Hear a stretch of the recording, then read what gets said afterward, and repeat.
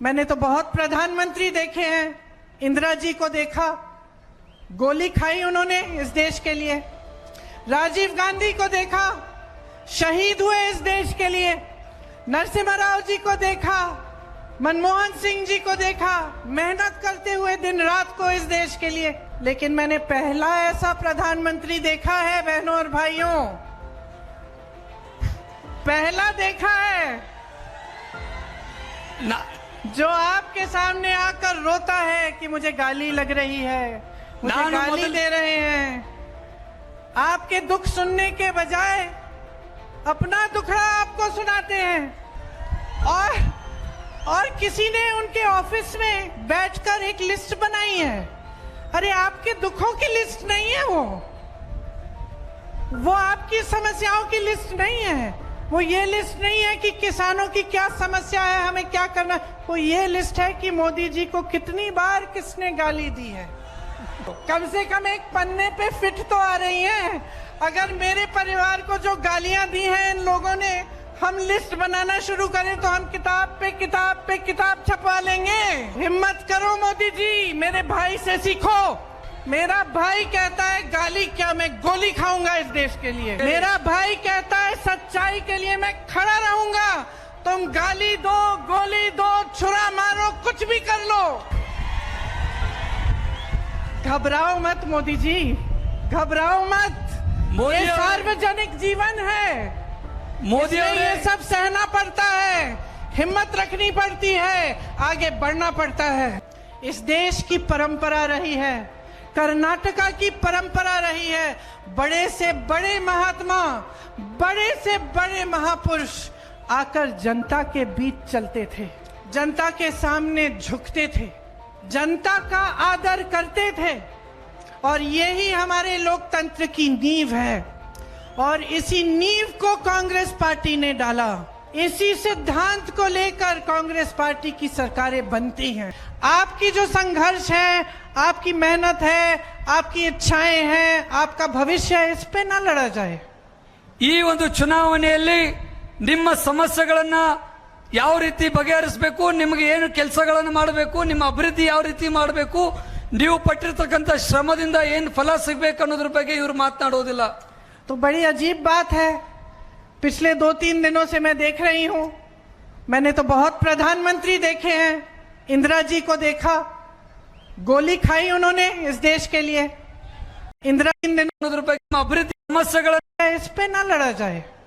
ಈ ಒಂದು ಚುನಾವಣೆಯಲ್ಲಿ ನಿಮ್ಮ ಸಮಸ್ಯೆಗಳನ್ನ ಯಾವ ರೀತಿ ಬಗೆಹರಿಸಬೇಕು, ನಿಮಗೆ ಏನು ಕೆಲಸಗಳನ್ನು ಮಾಡಬೇಕು, ನಿಮ್ಮ ಅಭಿವೃದ್ಧಿ ಯಾವ ರೀತಿ ಮಾಡಬೇಕು, ನೀವು ಪಟ್ಟಿರ್ತಕ್ಕಂಥ ಶ್ರಮದಿಂದ ಏನು ಫಲ ಸಿಗಬೇಕು ಅನ್ನೋದ್ರ ಬಗ್ಗೆ ಇವರು ಮಾತನಾಡೋದಿಲ್ಲ।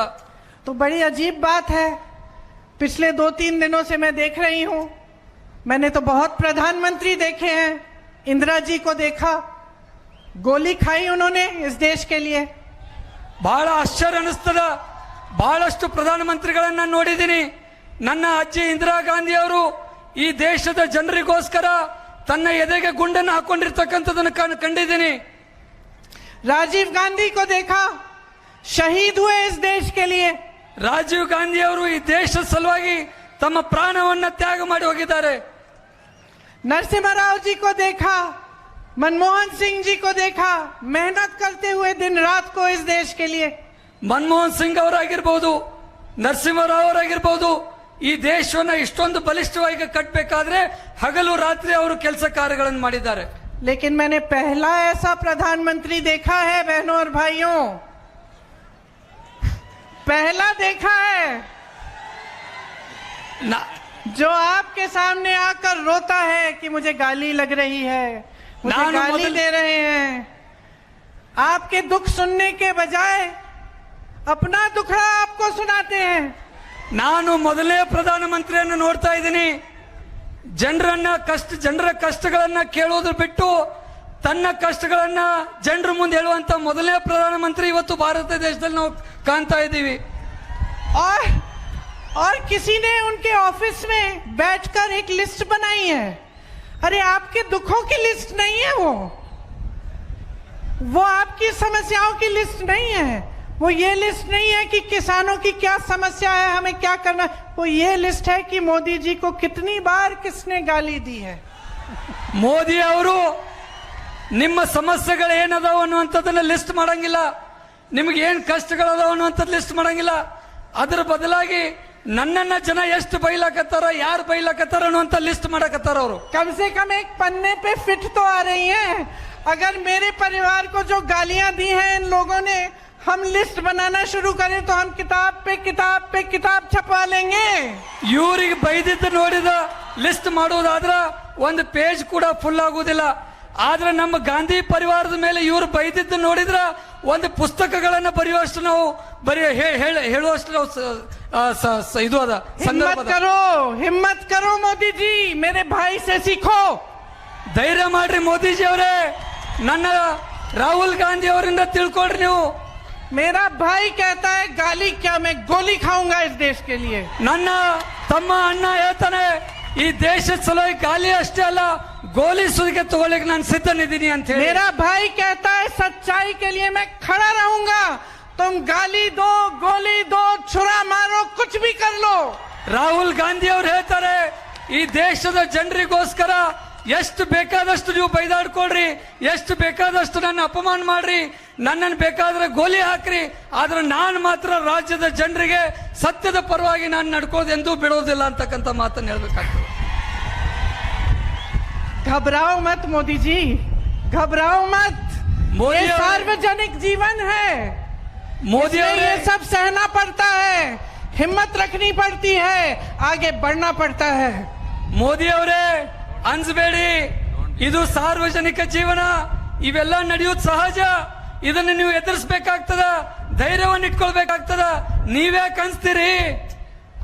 और क्योंकि आज मैं आपसे बात कर रही हूं, मैं ये भी बता दूं कि एक और चीज आप अगर सीख जाएं तो बहुत अच्छा होगा। जनता की आवाज सुनिए। ನಾನು ತಮ್ಮಲ್ಲಿ ಮನವಿ ಮಾಡ್ಕೋತೀನಿ, ನೀವೇನಾದ್ರೂ ಕಲಿಬೇಕಾಗಿದ್ರೆ ಜನರ ಆವಾಜನ್ನ ಕೇಳ್ರಿ, ಜನ ಏನ್ ಹೇಳ್ತಿದ್ದಾರೆ ಅನ್ನೋದು ಕೇಳ್ರಿ.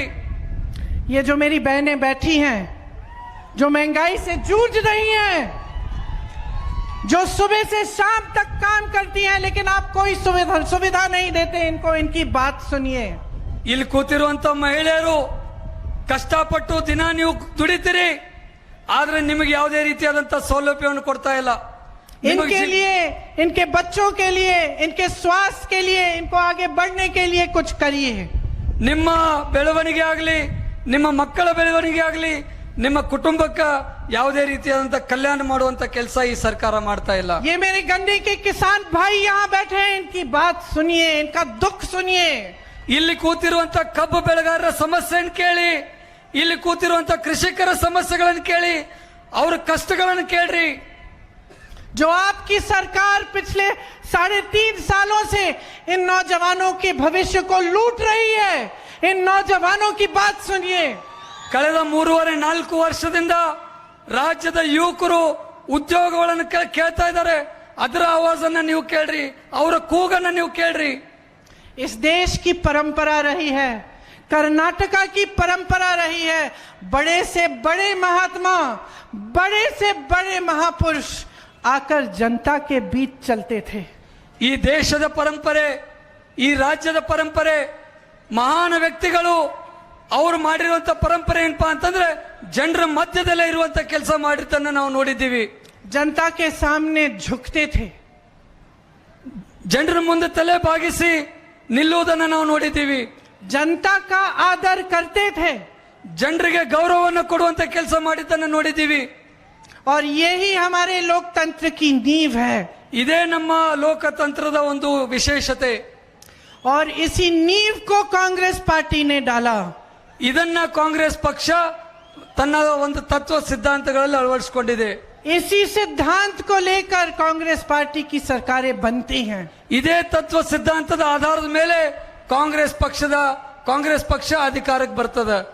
आपको याद होगा जब कर्नाटका में कांग्रेस की सरकार बनी तो किसानों के कर्ज माफ करने शुरू किए। ನಿಮ್ಮೆಲ್ಲರಿಗೂ ಕೂಡ ನೆನಪದ, ರಾಜ್ಯದಲ್ಲಿ ಕಾಂಗ್ರೆಸ್ ಪಕ್ಷ ಅಧಿಕಾರದಲ್ಲಿದ್ದಾಗ ರೈತರ ಸಾಲ ಮನ್ನಾ ಮಾಡುವಂತ ಕಾರ್ಯಕ್ರಮ ನಮ್ಮ ಕಾಂಗ್ರೆಸ್ ಪಕ್ಷ ಮಾಡಿರ್ತಕ್ಕಂಥದ್ದು. आपको क्षीर भाग्य मालूम है, याद है आपको? ತಮ್ಮೆಲ್ಲರಿಗೂ ಕೂಡ ಕ್ಷೀರ ಭಾಗ್ಯ ಕೊಟ್ಟಿದ್ದು ನೆನಪಿದೆಯಾ? पशु भाग्य, ಪಶು ಭಾಗ್ಯ ಕೊಟ್ಟಿದ್ದು ನೆನಪಿದೆಯಾ? किसानों के लिए कृषि भाग्य, ರೈತರಿಗೋಸ್ಕರ ಕೃಷಿ ಭಾಗ್ಯ ಕೊಟ್ಟಿದ್ದು ನೆನಪಿದೆಯಾ? आपकी स्वास्थ्य सुविधाओं के लिए आरोग्य भाग्य, ತಮ್ಮೆಲ್ಲರ ಆರೋಗ್ಯದ ಸಲುವಾಗಿ ಆರೋಗ್ಯ ಭಾಗ್ಯವನ್ನು ಕೊಟ್ಟಿದ್ದು ನೆನಪಿದೆಯಾ? आपकी शिक्षा के लिए विद्याश्री, ನಿಮ್ಮ ಶಿಕ್ಷಣಗೋಸ್ಕರ ವಿದ್ಯಾಶ್ರೀ ಯೋಜನೆಯನ್ನು ಕೊಟ್ಟಿದ್ದು ನೆನಪಿದೆಯಾ? इंदिरा कैंटीन खाने के लिए, ಬಡವರು 3 ಹೊತ್ತು ಅನ್ನ ತಿನ್ನುವ ಸಲುವಾಗಿ ಇಂದಿರಾ ಕ್ಯಾಂಟೀನ್ ಕೊಟ್ಟಿದ್ದು ನೆನಪಿದೆಯಾ? आपको याद होगा कि जब कांग्रेस की सरकार थी तो आपके लिए सुविधाएं थी।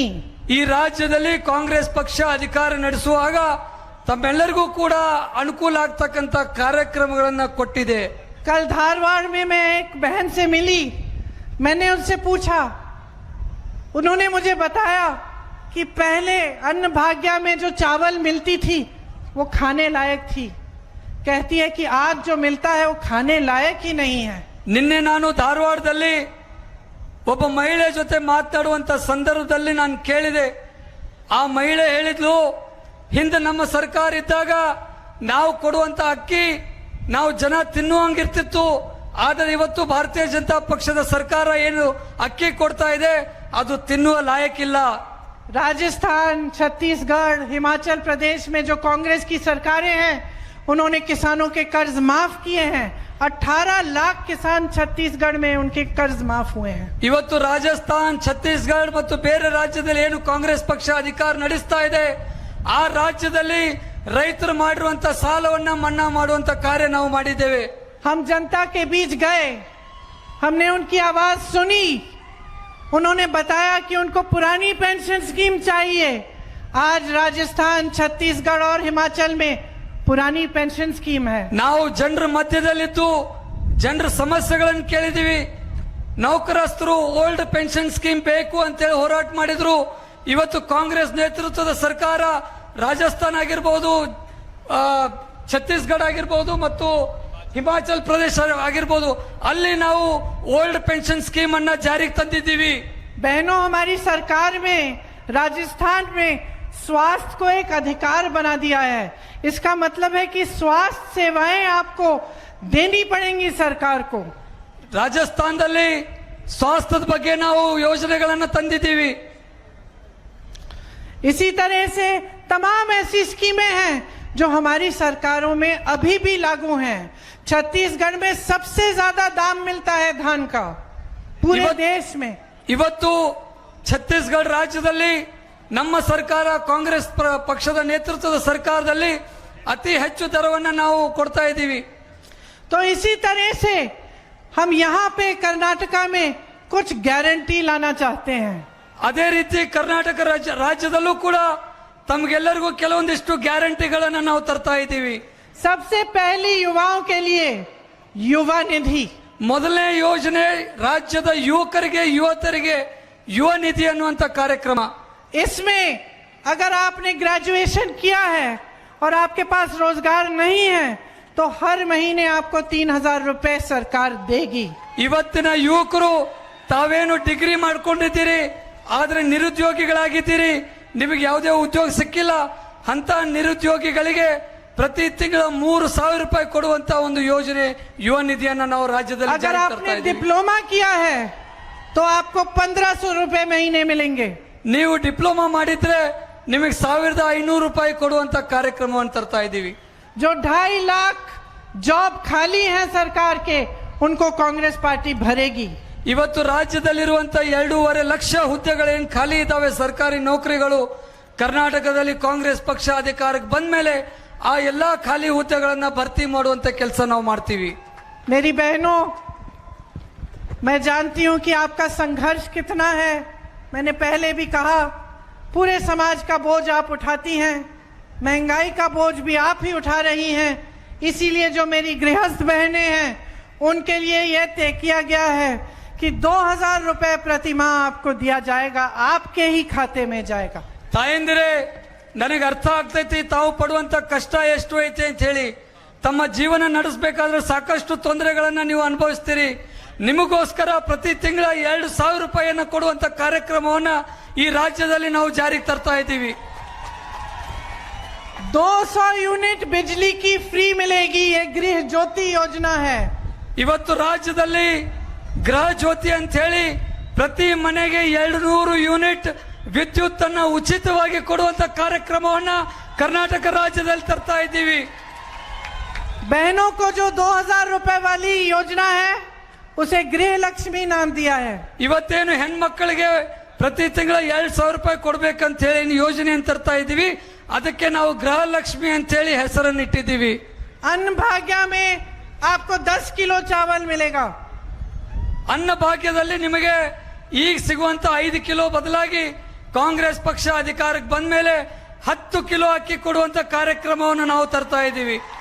और सबसे बड़ी गारंटी ये है कि कांग्रेस पार्टी की अगर सरकार बनेगी तो लूट बंद होगी, ईमानदारी से काम किया जाएगा, आपके प्रति समर्पित होगी वो सरकार और 100% प्रगति लाएगी. ಇವತ್ತು ರಾಜ್ಯದಲ್ಲಿ ಕಾಂಗ್ರೆಸ್ ಪಕ್ಷದ ನೇತೃತ್ವದ ಸರ್ಕಾರ ಆದ್ರೆ ನಾವು ಭ್ರಷ್ಟಾಚಾರ ನಿರ್ಮೂಲನೆಯನ್ನು ಮಾಡ್ತಕ್ಕಂಥ ಕೆಲಸ ಮಾಡ್ತೀವಿ. ಪಾರದರ್ಶಕವಾದಂತಹ ಒಂದು ಆಡಳಿತವನ್ನು ತರ್ತೀವಿ. ನಿಮ್ಮೆಲ್ಲರಿಗೂ ಕೂಡ ಪ್ರಾಮಾಣಿಕವಾಗಿ ಒಂದು ಪ್ರಗತಿಯನ್ನ ಕೊಡುವಂತ ಕೆಲಸ ಮಾಡ್ತೀವಿ. और आखिर में बहनों और भाइयों मैं ये कहना चाहती हूं कि देखिए, हम मंच पे खड़े होकर आपको बहुत सारे वादे कर सकते हैं. दूसरी पार्टी के नेता भी आते हैं, वो भी ऐसे वादे करते होंगे. आपको अनुमान लगाना पड़ेगा, आपको देखना पड़ेगा कि सच्चाई क्या है. और आज हमारे देश में, हमारे प्रदेश में ये परिस्थिति आई है कि अगर राजनीति की सच्चाई आप लोग पहचान नहीं पाओगे तो भविष्य में देश का, प्रदेश का बहुत नुकसान होगा. ಬಂಧುಗಳೇ, ಇವತ್ತು ರಾಜ್ಯದಲ್ಲಿ ಚುನಾವಣೆ ನಡೀತಾ ಇದೆ. ನಾವು ಕೂಡ ನಿಮಗೆ ಕೆಲವೊಂದಿಷ್ಟು ಭರವಸೆಗಳನ್ನು ಕೊಟ್ಟಿದ್ದೀವಿ. ನಮ್ಮ ಹಾಗೆ ಇನ್ನಿತರ ಪಕ್ಷದವರು ಕೂಡ ನಿಮಗೆ ಕೆಲವೊಂದಿಷ್ಟು ಭರವಸೆಗಳನ್ನು ಕೊಡ್ತಾರೆ. ಆದ್ರೆ ನೀವು ರಾಜ್ಯದ ಜನರು ಅರ್ಥ ಮಾಡ್ಕೊಳ್ಬೇಕು, ಯಾರು ಸತ್ಯವನ್ನು ಹೇಳ್ತಾರೆ, ಯಾರು ನುಡಿದಂಗೆ ನಡೀತಾರೆ ಅಂತಕ್ಕಂಥದ್ದನ್ನ ನೀವು ಅರ್ಥ ಮಾಡ್ಕೊಳ್ಬೇಕು. तो मैं आपसे अपना वोट नहीं मांगूंगी, मैं आपसे जागरूकता मांग रही हूं, दृढ़ता मांग रही हूं. मैं मांग रही हूं कि आप देखें दूसरी पार्टियां आपके लिए क्या करती हैं, कांग्रेस पार्टी ने क्या किया. मैं मांग रही हूं कि आप समझें कि अगर हम गारंटी आपको दे रहे हैं तो हमने अपने दूसरे प्रदेशों में किया या नहीं किया. मैं मांग रही हूं कि इस देश के लिए, अपने प्रदेश के लिए, अपने बच्चों के भविष्य को मजबूत बनाने के लिए आप जागरूक बन जाएं. आप ध्यान से सोच समझ के ये वोट डालें. और जब कांग्रेस पार्टी को आपका वोट डलेगा तो आप खुद देखेंगे कि प्रदेश में प्रगति आएगी, आपके लिए सुविधाएं बनेंगी, आपका जीवन अच्छा बनेगा, संघर्ष कम होगा. ಬಂಧುಗಳೇ, ಇವತ್ತು ನಾನು ಕೇವಲ ಮತಯಾಚನೆ ಮಾಡ್ಲಿಕ್ಕೆ ಬಂದಿಲ್ಲ, ತಮ್ಮಲ್ಲಿ ಒಂದು ಅರಿವನ್ನು ಮೂಡಿಸ್ಲಿಕ್ಕೆ ಬಂದಿದ್ದೀನಿ. ಯಾವ ಪಕ್ಷ ತಮ್ಮಗೋಸ್ಕರ ಕೆಲಸ ಮಾಡ್ತದೆ ಅಂತಕ್ಕಂಥದ್ದನ್ನು ತಾವು ಅರ್ಥ ಮಾಡ್ಕೊಳ್ಬೇಕು. ಬರುವಂತ ದಿನಮಾನಗಳಲ್ಲಿ ನಾವು ಕೊಟ್ಟಿರುವಂತ ಭರವಸೆಗಳನ್ನ ಈ ರಾಜ್ಯದಲ್ಲಿ ಜಾರಿಗೆ ತರುವಂತ ಕೆಲಸ ಮಾಡ್ತೀವಿ. ಇದೇ ರೀತಿ ಕೆಲವೊಂದಿಷ್ಟು ಭರವಸೆಗಳನ್ನ ಬೇರೆ ರಾಜ್ಯದಲ್ಲಿ ನಾವು ಜಾರಿಯಲ್ಲಿ ತಂದಿದ್ದೀವಿ. ಆ ಒಂದು ಜಾಗೃತಿಯನ್ನು ನಾನು ನಿಮ್ಮಲ್ಲಿ ಮೂಡಿಸುವಂತ ಕೆಲಸ ಮಾಡ್ತಾ ಇದ್ದೀನಿ. तो पूरी श्रद्धा से, आपके प्रति श्रद्धा से मैं इस सभा को समाप्त करती हूं ये कहकर कि सब आप ही के हाथों में है. आपका अपना भविष्य, अपना प्रदेश, अपना देश आपके हाथों में है. इस बात को समझिए, गहराई से समझिए और एक नई मजबूत सरकार बनाइए जो आपके लिए विकास लाए. ಇವತ್ತು ರಾಜ್ಯ ಮತ್ತು ದೇಶ ಬಲಿಷ್ಠವಾಗಿ ಕಟ್ಟಬೇಕಾದ್ರೆ ಆ ಶಕ್ತಿ ನೀವು ಹೊಂದಿದ್ದೀರಿ. ನೀವು ಅರ್ಥ ಮಾಡ್ಕೊಳ್ಬೇಕು. ನೀವು ಈ ರಾಜ್ಯವನ್ನು ಕಟ್ಟಬೇಕು, ಈ ದೇಶ ಕಟ್ಟಬೇಕು, ಈ ದೇಶದಲ್ಲಿ ಪ್ರಗತಿ ಆಗಬೇಕು ಅಂತ ಒಂದು ಕಾರ್ಯ ಆಗಬೇಕಾದ್ರೆ ನಮ್ಮ ಪಕ್ಷ ಅಧಿಕಾರಕ್ಕೆ ಬರಬೇಕು. आप सबने इतनी ध्यान से मेरी बातें सुनी.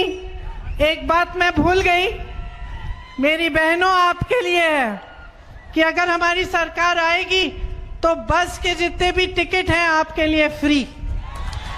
ಬಂಧುಗಳೇ, ನಾನು ಒಂದ್ ಮಾತನ್ನು ಹೇಳುವುದು ಮರ್ತು ಬಿಟ್ಟೆ. ತಾವೆಲ್ಲರೂ ಕೂಡ ಬಹಳ ತಾಳ್ಮೆಯಿಂದ ನನ್ನ ಮಾತು ಕೇಳಿದ್ದೀರಿ. ಇಲ್ಲಿ ಕೂತಂತ ಎಲ್ಲಾ ಮಹಿಳೆಯರಿಗೆ ನಾನು ಹೇಳ್ತೀನಿ, ನೀವು ಪ್ರಯಾಣ ಮಾಡ್ತಕ್ಕಂಥ ಬಸ್ಗಳಲ್ಲಿ, ಸರ್ಕಾರಿ ಬಸ್ಗಳಲ್ಲಿ ಇನ್ನು ಮುಂದೆ ನೀವು ಉಚಿತವಾಗಿ ಪ್ರಯಾಣ ಮಾಡುವಂತ ವ್ಯವಸ್ಥೆಯನ್ನ ಜಾರಿಯಲ್ಲಿ ತರ್ತಾ ಇದ್ದೀವಿ. आपका रिश्ता मेरे परिवार के साथ, कांग्रेस पार्टी के साथ, हमारे नेताओं के साथ एक भरोसा का रिश्ता रहा। उस रिश्ते को कायम रखने के लिए हम सब यहाँ हैं और हम सब उस भरोसे को नहीं तोड़ेंगे। आपको बहुत बहुत धन्यवाद। जय कर्नाटका, जय कर्नाटका, जय कर्नाटका।